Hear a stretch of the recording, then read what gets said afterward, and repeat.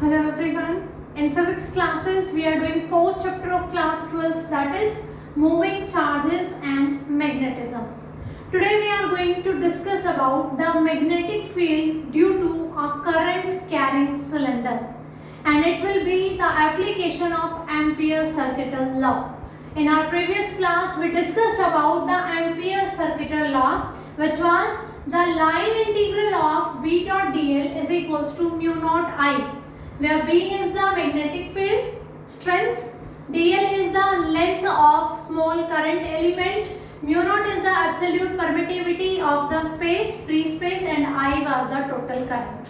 So using this Ampere's circuital law, we are going to find out the magnetic field due to a current carrying cylinder.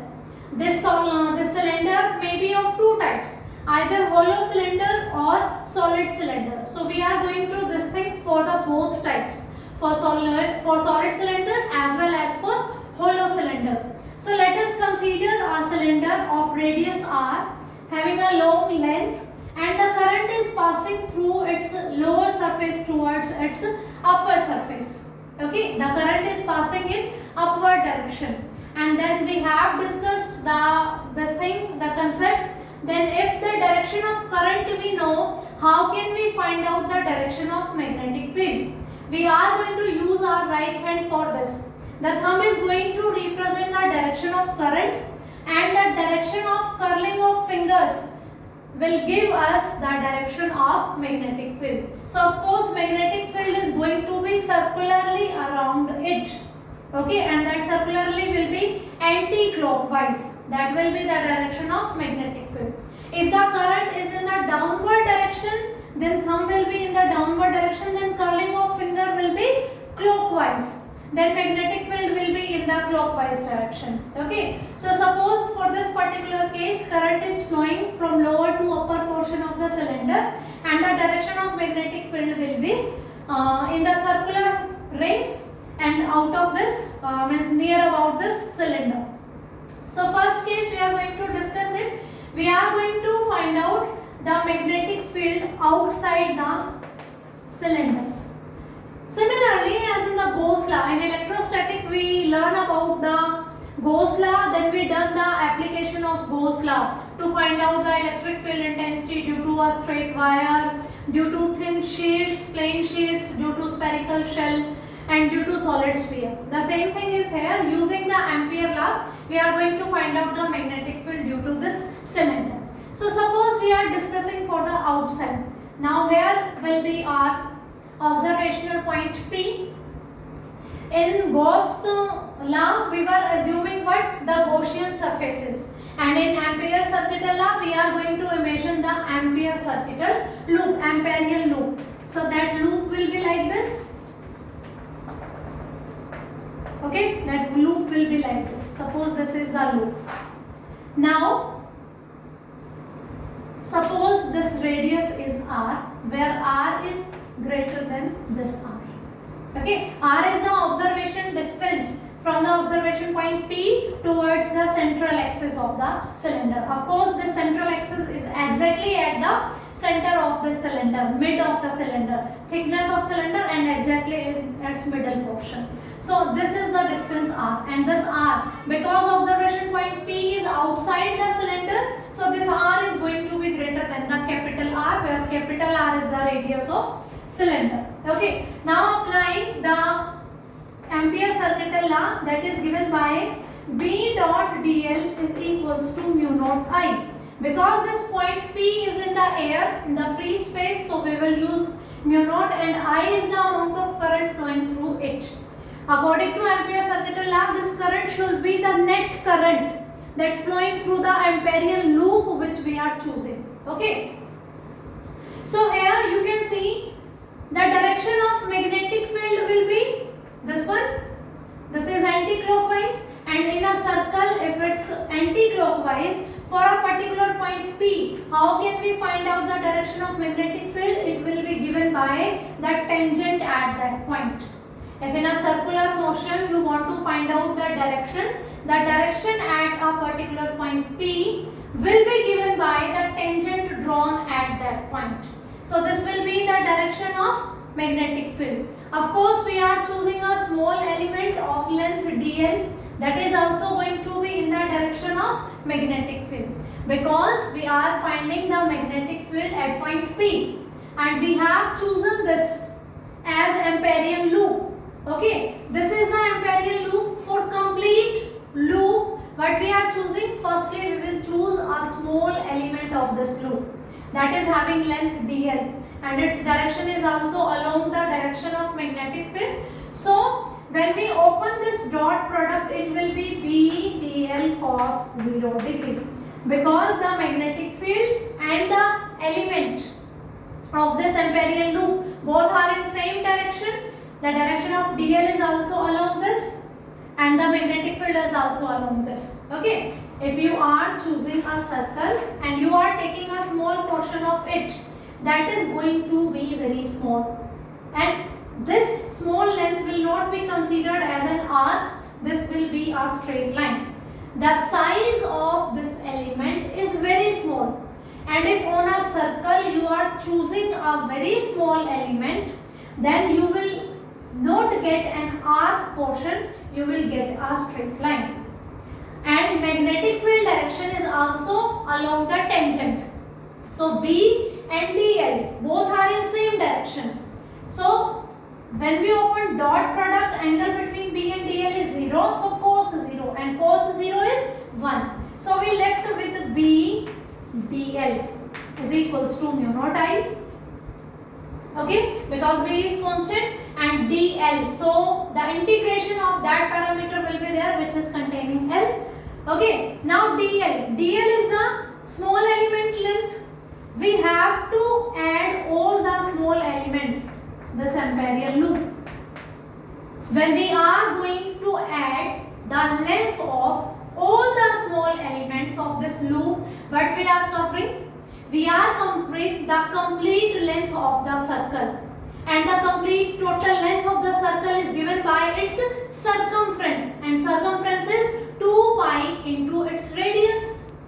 Integration of dl, integration means sum. We are adding, we are doing sum of all the dl. This Amperian loop, we are saying that suppose it is made up of small element, and we were talking about this point. Similarly, you can talk about this point. The direction of magnetic field will be tangent to this point, and the length dl is this one. Again, P dot dl is equals to 0. For every small element of this loop, we have this equation. Okay, now summation of the all small elements will give us the total length of circle, that will be its circumference, and circumference will be 2 pi r, because for this Amperian loop we have radius r. Okay, is equals to mu naught I. So B is equals to mu naught I upon 2 pi r, and you can say B is inversely proportional to r. It will depend on the observation distance r, how far away this point P is present away from this axis. Okay, if it is more far away from the cylinder, then the magnetic field is going to be small, and if it is coming closer to the cylinder, then magnetic field strength is going to be increased. So B is inversely proportional to R. Okay, if you want to draw the graph between the magnetic field and R, suppose this is R on this axis and this is magnetic field, then B is inversely proportional to R. As R is increasing, magnetic field strength will decrease, because B is inversely proportional to R. Okay, now if cylinder is solid or if the cylinder is hollow, this condition is going to remain same, because that is depending on the current and the loop's circumference. Okay, mu naught is constant, magnetic field we are going to find out. Okay, so current, either this cylinder is a solid cylinder or it is a hollow cylinder. If total I amount of current is flowing through it, then it will depend on this one. So for solid cylinder as well as for hollow cylinder, outside the cylinder the magnetic field will remain same. So this is about the outside. Now we will discuss the second case, inside. if you are choosing any point inside the cylinder. Okay, so let us draw a diagram for that. This is our cylinder.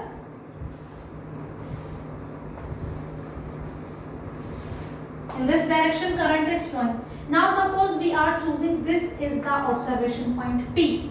Okay, now again we are going to draw the Ampérian loop as we were drawing in the Gauss theorem. When we were doing the application of Gauss law, then we were choosing the Gaussian surface. Similarly, we are choosing Ampérian loop. Suppose this distance is r and its radius is r. So in this case, r is less than r. Okay, when we are discussing inside, observation point P is inside the cylinder and its observation distance from its central axis is r, where r is less than the radius of cylinder.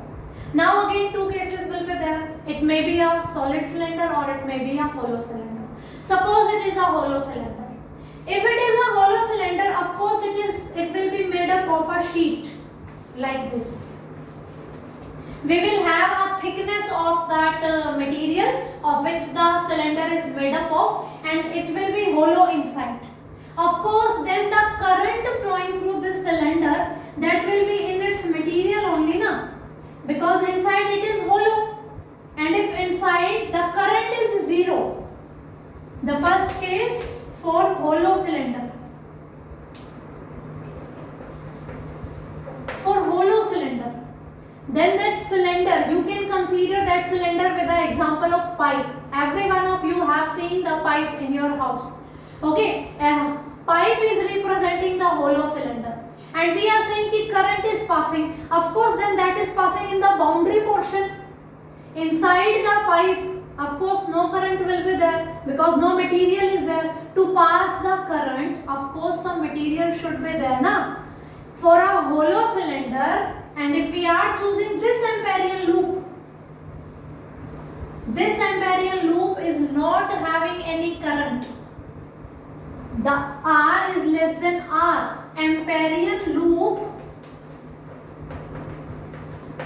is not having any current.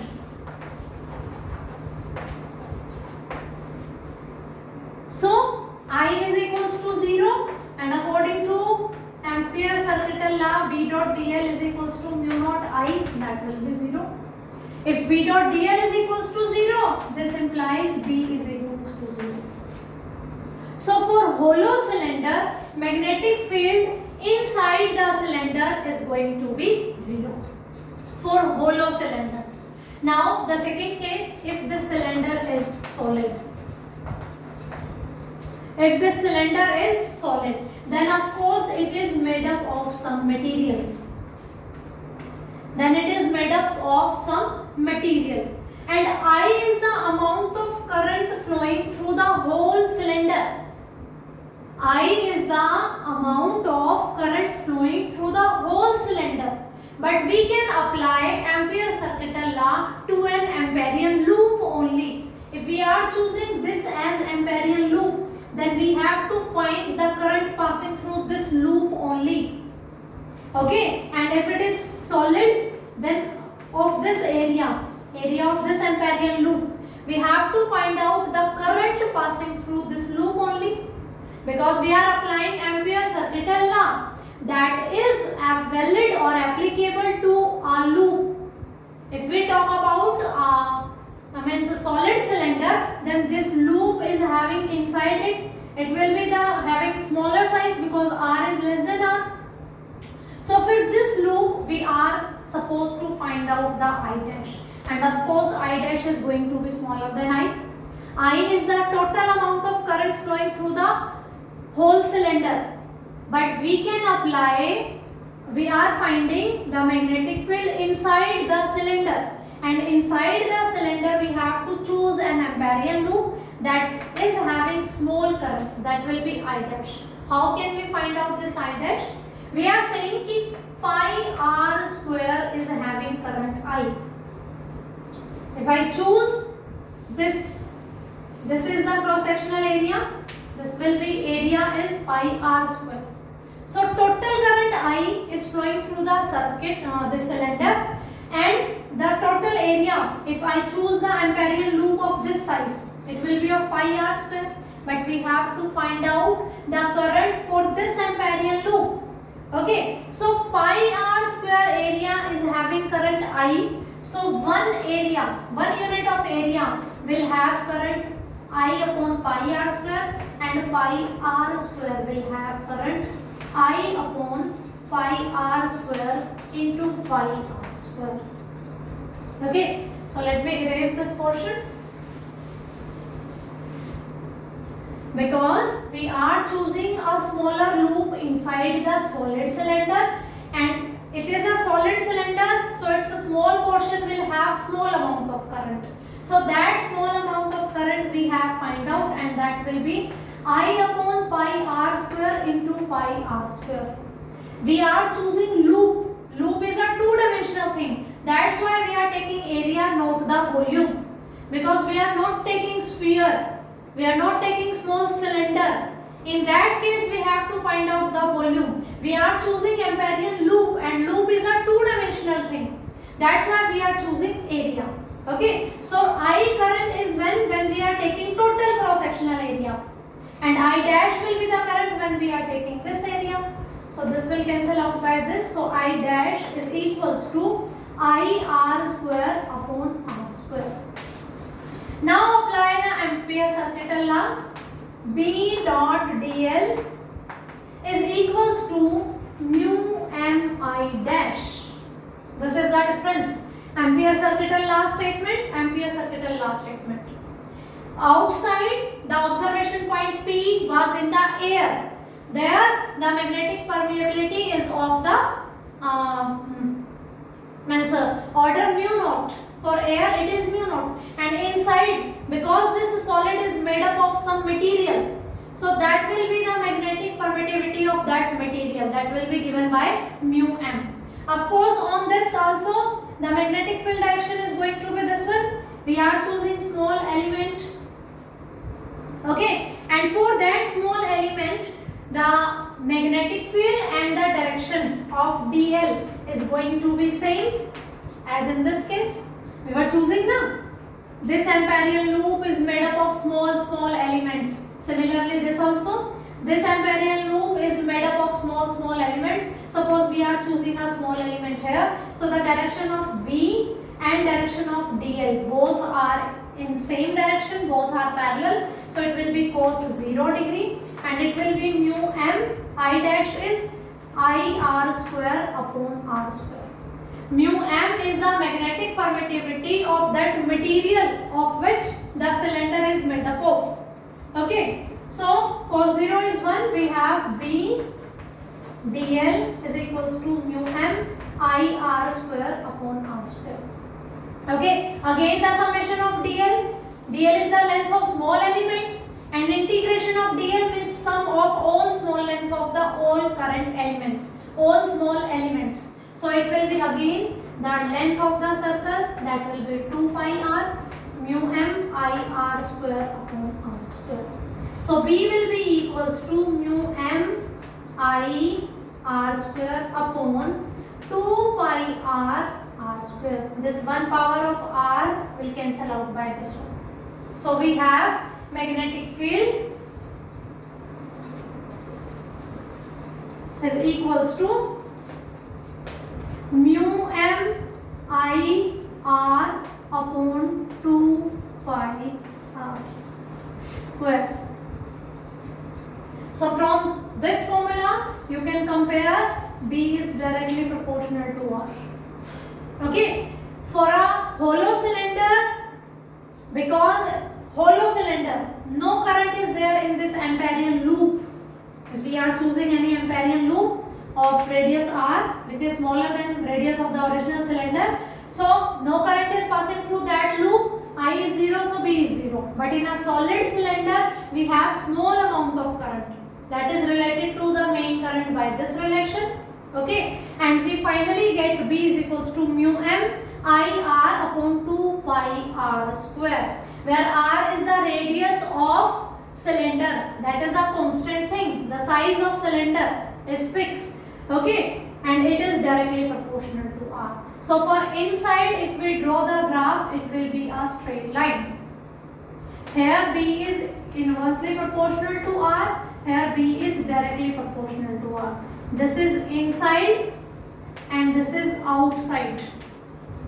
This is for solid cylinder, and for hollow cylinder we have this graph. B is inversely proportional to R and here B is 0. Here is the R. And this position R is equals to R. At this position R is equals to R. Inside a hollow cylinder, magnetic field is 0 and outside it is inversely proportional to R. And for a solid cylinder, inside the magnetic field is directly proportional to R, so it will be a straight line. So from here it is clear that it is increasing. As R is increasing, magnetic field is increasing. When R becomes equals to R, its value become maximum. So on the surface, if we talk about the magnetic field on the surface,